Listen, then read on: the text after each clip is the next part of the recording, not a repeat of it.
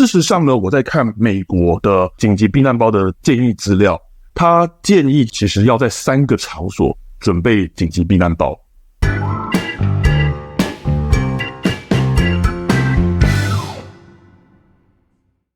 Hello， 大家好，我是韭菜先生，很高兴你继续收听这个频道，让你朝安全又迈向一步。嗨，我是晶晶，大家晚安。晚安。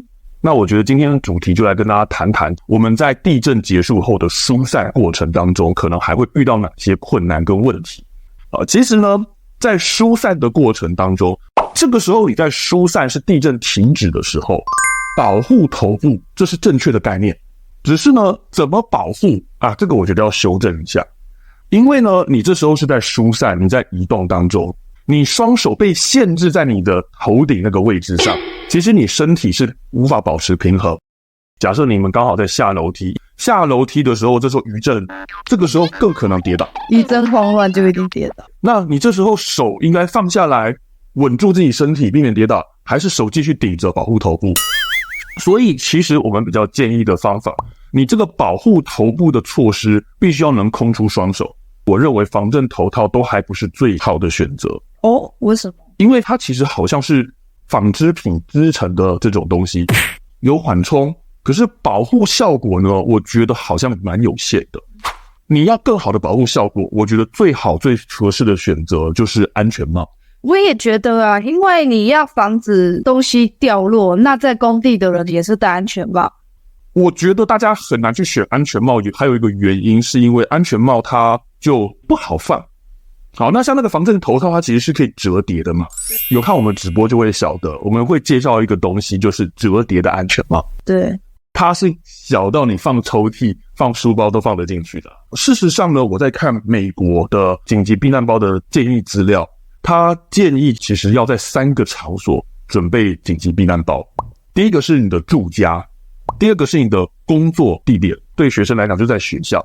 那第3个是指他说你的家庭的交通工具上面，在办公室或是在学校的地方，他提醒的重点其实反而是你的急救物品，你的保护身体的措施，像刚刚讲的头盔、手套，然后还有方便你移动回家的一些措施东西。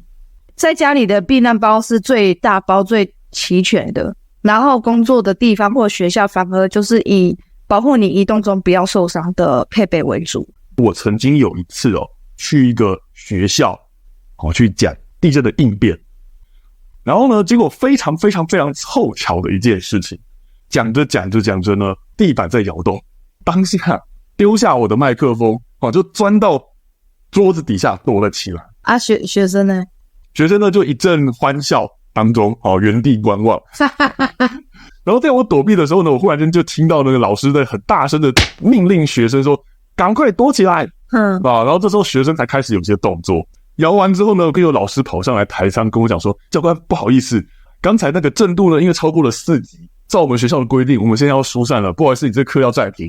我刚好就近距离的观察一次这间学校他们的地震疏散的措施跟过程。我觉得最核心的问题是，大家对于这个防灾的措施其实是没有融入到个人跟生活当中，他们的优点都是关于学校方的制度跟流程，缺点大部分是关乎于个人的行为跟心态。例如说当时呢疏散真的有到学校操场去疏散，而且学校很认真的清点，他们清点的时候发现说怎么少2个班级那2个班级刚好在上音乐课，而他们的音乐教室是听不到。他们在清点的时候很快查到这件事情，而且很快的找到他们的下落，其实这是优点。但是呢，回过头来缺点就是我说的，大家在疏散的途中呢，其实要不是老师有提醒学生，学生其实没有什么保护自己的动作。当时我看呢老师很大声的在提醒大家要保护自己的头，我心里想，老师你自己没有动作啊。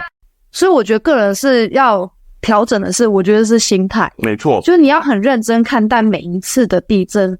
那天结束之后，我就跟他们的老师就是商量一下。第一个事情是学生这么多，我老师带队的时候，老师要走前面还走后面？我觉得大家参考看看，因为这不是标准答案。他们的想法是说，那我们2班合并，2班合并就有2个老师了，一个走前面，一个走后面。酷我觉得这是个好方法。好，那第二个事情，我说大家今天呢疏散的时候是到学校操场。今天发生地震时，外面是下着大雷，那我们还是把学生疏散到操场去吗？其实讲真的，学校做地震演练，它真正的挑战是地震后我们学校该怎么做。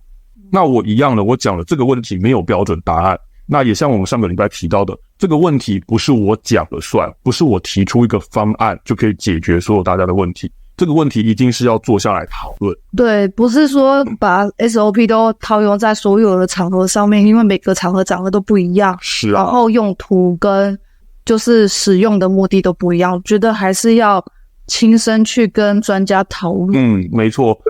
那我想呢，我们今天的分享就到这边。好，那么希望呢，今天的分享内容对大家的安全有所帮助。如果各位有从这一集获得收获的话呢，请按赞、订阅、分享我们的影片。另外也分享你们当学生的时候，在学校被老师疏散的过程有发生什么有趣的事情，欢迎底下留言。那今天就到这边咯，下次再见，拜拜。你说你们以前在地震演练时，知道那一天要演练了，就会先把书包清空。